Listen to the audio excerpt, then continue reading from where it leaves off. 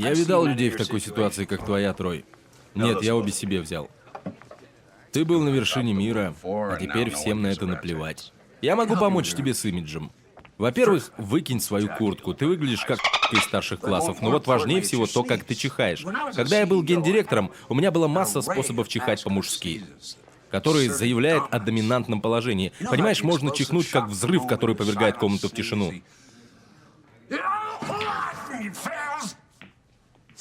Ты даже можешь использовать чихание, чтобы доказать свою точку зрения. Типа, я думаю, что эта команда выиграет в этом году. Что думаешь? Выкладывай все.